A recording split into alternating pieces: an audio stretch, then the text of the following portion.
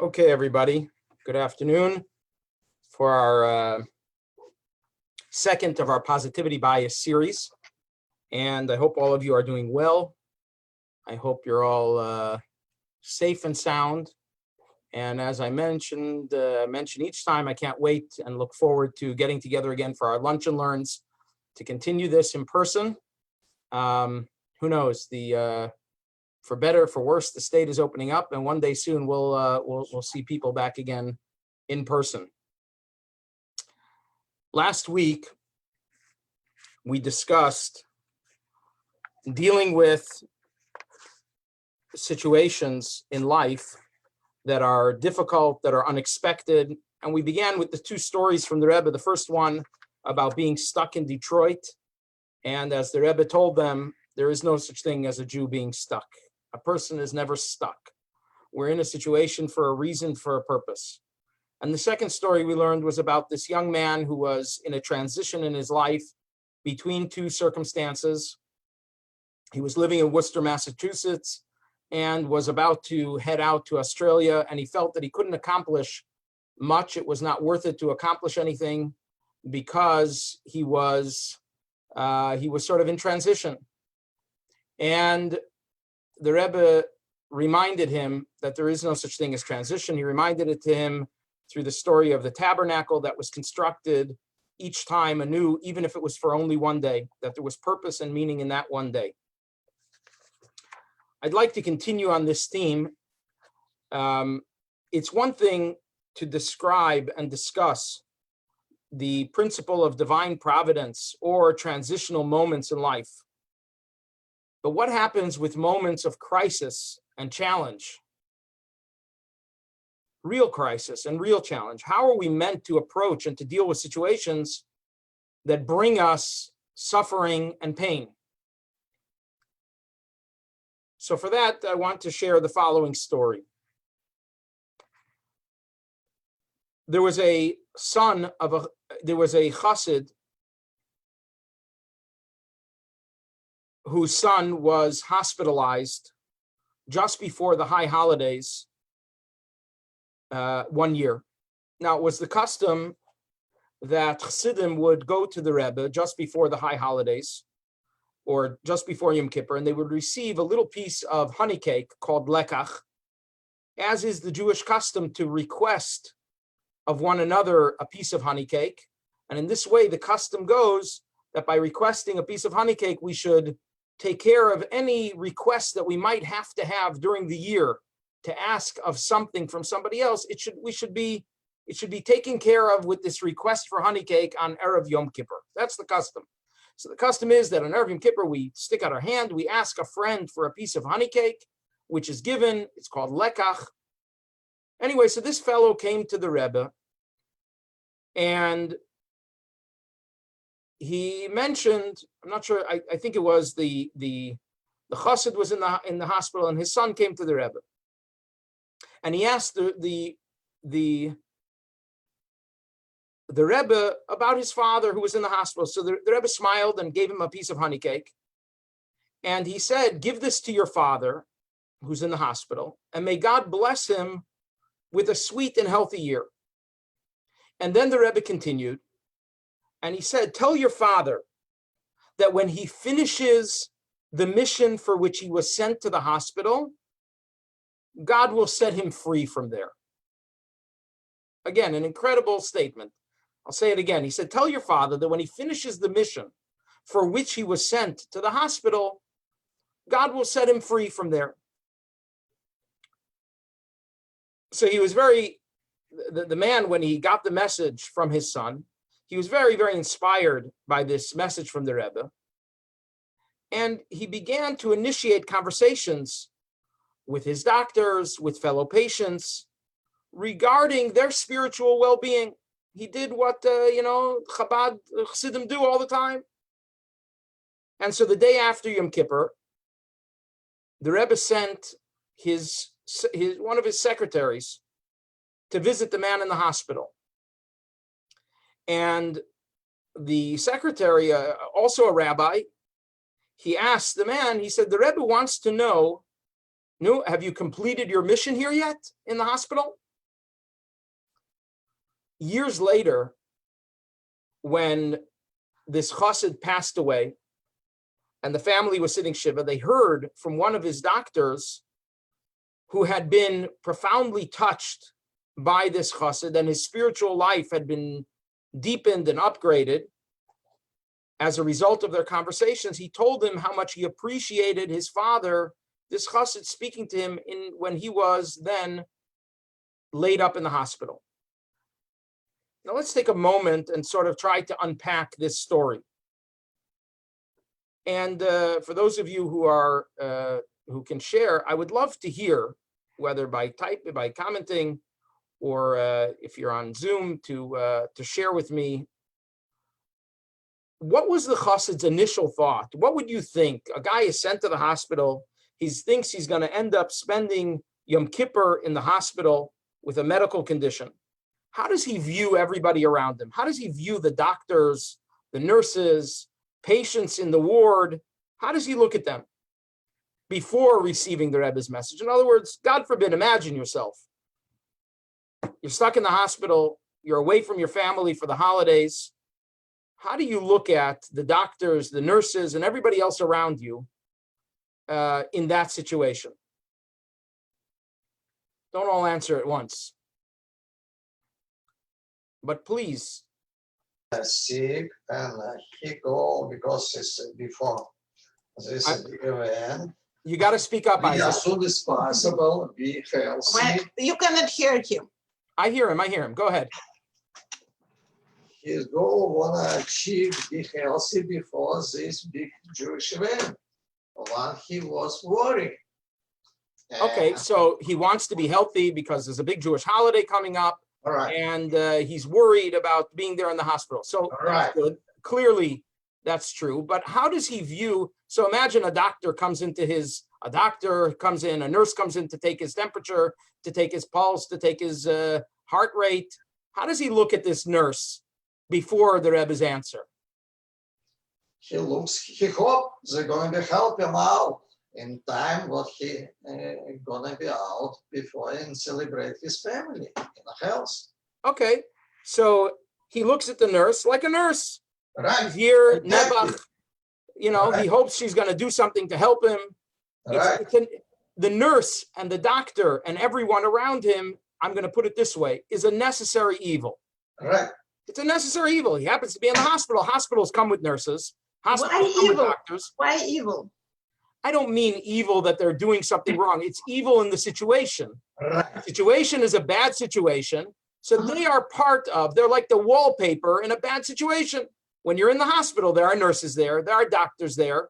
You want to have as little to do with, as little need for the doctor to come to see you, as little need as the nurse to keep checking up on you. You're hoping to get out as soon as possible, minimize the interaction, and just get out. That's the usual attitude when somebody is in the hospital. Okay. But the Rebbe, with the Rebbe's sort of guidance, all of a sudden, he starts to see the doctors, the nurses, the patients, everybody who is there in that moment, in that situation, they're individuals that are brought together by divine providence. They're all together somehow connected and intertwined on some kind of journey and waiting to somehow be elevated by the experience. The medical condition, the Rebbe said to him, as soon as your mission is fulfilled, you'll be able to leave the hospital. In other words, the Rebbe shared with him, he gave him a different perspective. What he was saying to him was, being in the situation, it's not random. The doctors aren't random. The nurses aren't random. The people on the ward aren't random. There is somehow this confluence of people and events that are meant to interact with, to influence, to have an impact on one another. Okay, so we can sit there as victims. You can sit there as a victim in the hospital bed. And, I'm waiting for the doctor, the nurse to poke, to prod, to do whatever they have to do and to say, I can go. That's the usual situation. And I think to myself, woe is to me, Nebuch, look at me, I'm such a victim. Or a different approach is, and this is what the Rebbe was trying to share with this fellow, is that the medical condition is a condition and it needs to be dealt with. But please never forget that Hashem has a mission for you in that situation. And it's really a pretext in order to have a mission, to fulfill the mission for which you were set out. Which is, I'm not saying that's an easy approach to have, but if one can integrate some of that, it can be life-changing. Because if it can be that way in a hospital, certainly it can be that way in a grocery store, and certainly it can be in every other interaction, in every other situation.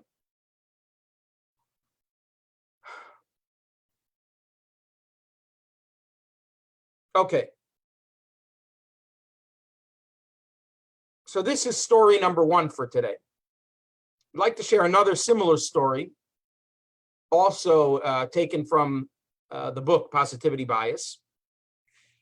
And this is a story that actually, God willing, I keep mentioning this in exactly a week on Tuesday, we have the great joy of marrying off our daughter to a young man from Greenwich, Connecticut, whose name is Menachem Deren.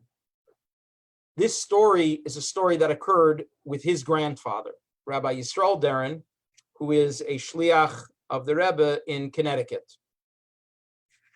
So in the mid-1970s, during the early years when Rabbi Yisrael and his wife, Vivi Deren, when they were shluchim in Stamford, Connecticut, one of their children became ill and ended up in the hospital for an extended period of time. They had other children to care for, including, at the time, they had a baby as well, a newborn. And so one parent always had to be at the hospital, while the other one was at home with the kids. And obviously, you can imagine, God forbid, having a child in the hospital for an extended time. It was obviously very trying. It was a very difficult situation for all of them, for everybody. And beyond simply taking care of their family, there was very little that they could get done and could accomplish, so to say, in their communal work as a rabbi, as a shliach, etc. At a certain point, Rabbi Deren, he called one of the Rebbe's staff, a secretary, and to give his regular report of sort of, his field report, what's happening out there in Connecticut. And so he was very sheepish about it. He didn't feel very good about what he had accomplished that week or month, whatever the report was on. He was really unable to do very much. He was stuck in a hospital. There's that word again, the stuck. So he very humbly reported that because of his son's condition, he spent almost all of his time at the hospital, and he had to neglect his other responsibilities and other projects and activities. The other end of the line went quiet. It was like silence. And a short time later, this secretary, was really the Rebbe's, what's known as his chief of staff, Rabbi Chadakov, he came back on the line and he said as follows. He says, the Rebbe says, obviously in the interim, he had shared with the Rebbe what Rabbi Deren was saying. So he says, the Rebbe says that certainly only the Eibishter, only God, that certainly the Eibishter, that God didn't make such a thing happen just so that you should suffer and have anguish because of it. Surely you have a shlichus, you have a mission to do there. Go find what that is and go do it. Again, the Rebbe told him very similar to before, but this is even more direct. The Rebbe says to him that the Eibishter God did not do this in order simply to make you suffer. Can't be. It must be, surely you have a shlichus to do there in the hospital. Find that shlichus and go do it. Rabbi Deren, hearing this message, he got the message and he began reaching out to Jews throughout the hospital, wrapping tefillin with them, giving them inspiration, and providing comfort for those who were in need. With that one telephone conversation where the secretary gave over what the Rebbe had to share, his view of the whole situation was transformed. And he really, truly began to understand that every moment is a part of our mission, our divine purpose. Of course, the Rebbe had said that on many occasions, but here it was brought home in a very real and direct and critical way. So that's the second story that I want to share with you today. Now, this class is only meant to last a half an hour, and I have much more material to begin with. But before I do, I'm hoping that you take a minute on our website at learn-chabadwi.org, and there's a little survey over there as to an attitude before these stories and an attitude after these stories, to do sort of a self-assessment. Because these two narratives, we have to understand that whenever there's a convergence of two different narratives that are happening, on one hand, we have sort of the human story, the human narrative. That's one perspective. The second perspective is the divine perspective. And when we have these two narratives converging, we have to stop and think, which narrative am I thinking about? Which narrative am I focusing on? We should never make the mistake and confuse the causes of life's detours with the reasons for the detours. Why the detours happen, there are many circumstances that cause or contribute to the detours that we have in life. There are many causes. It's because this one didn't do this. It's because the guy fell down. In the case of the hospital, he broke his leg, or whatever. He got sick because of this, that, or the other. Those are the circumstantial reasons or that contribute to the detours. But as far as the reason why we end up where we are, there's only one reason. And the reason is that God has a plan and a purpose for me at every place and every time and any situation I'm in. God has a reason and a purpose. And having this perspective, being able to integrate this perspective, it allows us to take even the worst curveballs that life sends us, and certainly the transitional moments that we spoke about last week, and to infuse them with some higher purpose and perspective. So I want you to take a minute and think back to a moment or a situation in your life that wasn't planned and that absolutely derailed your ambitions, your hopes, your dreams, and your plans. Think about such a situation. Think in mind, put in mind a situation like that you had such a circumstance. Can you think of something like that? Think of something in your life that was a real curveball, something you didn't hope, you didn't expect.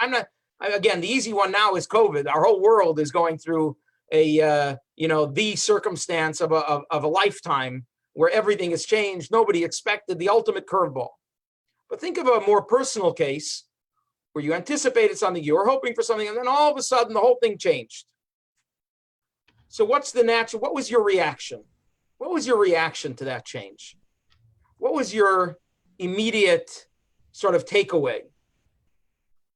And the question we have to ask ourselves is, now having this perspective, let's now take the Rebbe's perspective. Let's take this perspective of the divine that the Rebbe shared with us and say, how could I have reacted differently? How could I have taken that circumstance and think about opportunities that were there all the time in a way that I could have dealt with it differently, knowing the divine providence that's in the situation. That's question number one. That's takeaway or sort of exercise number one. And actually, this exercise is online on our website. We have those quizzes up there for before and after. And the second question that's there, and again, I think it's worthwhile because when we do these exercises, it actually sort of brings home the message and it allows us to integrate this, not just for the few minutes that we're together, but also maybe to take it away and to utilize it for, life will continue to send us curveballs. God willing, nothing serious, only curveballs that we can hit out of the park. That's what I hope for. So the second question that we have there is, how might we apply the perspectives we learned to our current situation? What are some of the actions that we can take or changes that we can make to our current attitude or behavior based on the principles that we just learned? What are some things that we can do differently now in the age of COVID, knowing that this is our mission? And I'd like to, so most of our viewers are on Facebook. A couple of you guys are hidden over here, but I see at least a few of you, about 4 of you that I can see. I'd like you to unmute yourself and share. What are some ideas that we can take away, knowing that this is by divine providence, knowing that we have a mission at every moment? Hey, it doesn't help to get yourself off the, to take yourself off the camera. I want to hear from you. So what are some things that we might take away or might learn based on this perspective that we're here by divine providence and that there is a mission now and today, not just when we reopen, but right now there's a mission. So please go ahead and share. I see Shana Meyer-Smith is on the phone with us. It's nice to see you. It's been a long time. Why don't you kick it off? I think We it have has 7 been minutes. it has been about 20 years since I took the last JLI class with you. Pirkei Avos, maybe? I'm glad you remember it. Yeah, I think that when things derail us, we initially go into like some serious shock and all of these humongous emotions. But if we wait a little while, often you end up with much less of a significant reaction, and you realize that once time has gone by, you're able to see things in a different perspective. How's that? Okay, so that's just in terms of taking a deep breath.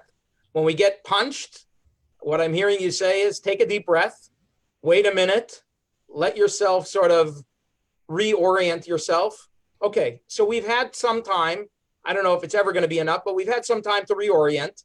We've been stuck at home for a while. We know that it looks like, I mean, God can do anything, but it looks like we're in this for a while. Schools are going to be different.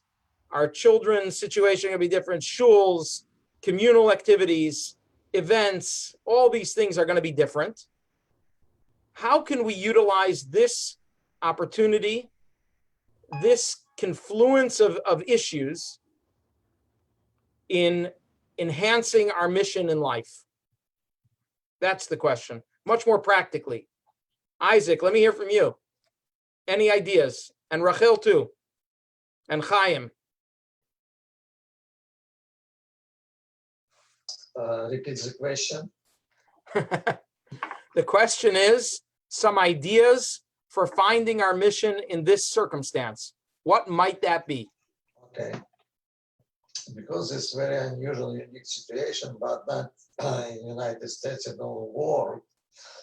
My question is, why is affect? What my mission in this case? One time you suggest more teach learn Torah. I find out, I tried to use this website Shabbat.org. I understand, and I want to just don't repeat you. God had a plan for each Jewish people, in advance what's going to be happening. My personal, my mission be not just survive, be a Jewish, help my kids, my family, I have family problems, and be functional, physical, and maintain this and hope will be go away, disappear this problem, this virus. And God gonna be help us. Okay. So Isaac, I heard you say a lot of things there. I'm not sure you answered my question directly. I think you asked some more questions. No, Questions no we all question. have. I agree with you. But here's what I heard you say, and I would like to maybe reflect it back to you. I heard you say that in the past, you heard me say that we should use this time to enhance our learning and our own personal growth. Right, The excuses for not being able to study, that we don't have time and we're too busy and it's too hard to get there. right, All of these excuses today, and they're not necessarily excuses, they're realities. Today, that reality has been taken away and changed. And today we have a new reality that should, if we are focused, should allow us to grow in a personal way by studying Torah, absolutely. doing mitzvahs, etc. Now you added to that question. And by the way, thank you. I'm glad somebody's listening to some of this. That's great. I appreciate it, Isaac. But then you added, but what about, then you added, I think I heard you add, what about my children and my responsibility to my children and what I have to do with them, etc. And I would suggest that, especially when it comes to Yiddishkeit, where very often parents and children are in different places. Some of us have found or become involved in our Yiddishkeit later on in life, and our children are already grown up, and maybe that's not such a priority for them. I would argue that Torah has profound insight in every area, in the area of relationships, of strengthening one's marriage, of strengthening one's relationship with their children, of finding purpose in times of difficulty, just like this discussion. And I would argue that even people who are closed or unwilling to consider Judaism as a viable option for them in their day-to-day life, at a time like this, I have found are particularly hungry for ideas. And even though they might not regularly be willing to consider Judaism as a real option for them, they might be open in a situation like this to finding a class or to finding a discussion or to finding teachings or readings that speak to them, particularly because they are in a challenged and compromised situation, more so than ever before. And I think that might be one way to accomplish both of those things, because it is all of our mission, not just to worry about ourselves, but also to worry about certainly our families and those around us. And there's a particular opportunity, I think, in today's day and age, because we're so discombobulated, that people are open to new things and to anything that works. And if you are with enthusiasm, I'm not suggesting demand or anything like that, but if you show your own enthusiasm, or if you find something that a class or a lecture, a teaching, a discussion that can deal with a particular struggle or challenge that one of your children is dealing with, and to send them in the right direction, or an article, this might be the opportunity that never existed before to introduce them. Okay, we are at 12:29. I want to thank you all for joining. This is a half-an-hour class. Next week, we're actually going to get into more of the nitty-gritty, and what we're going to address next week is how do we learn. Shana told us that our initial reaction is one thing, but then over time we can learn to transition to a more positive reaction. What we're going to learn about next week is that we are wired for negative reactions. And the goal is, and when we talk about positivity bias, what we're going to try to accomplish is to teach ourselves, to train ourselves, to gain tools for starting to learn to have a more positive outlook. And there's no better time to do this than now. So thank you all for joining. We'll see you all next week. Have a great, wonderful, fantastic week. Oh, by the way, next Tuesday, my daughter is getting married. So I might pre-record the lesson so it might not be with any participation, but I will try to do so and post it at 12 o'clock next week on Tuesday. Thank you all so much. Take care. Mazel tov, Rabbi. Thank you very much. Thank you. Thank you, Rebbe. Mazel tov. Mazel tov. Thank you. Thank you.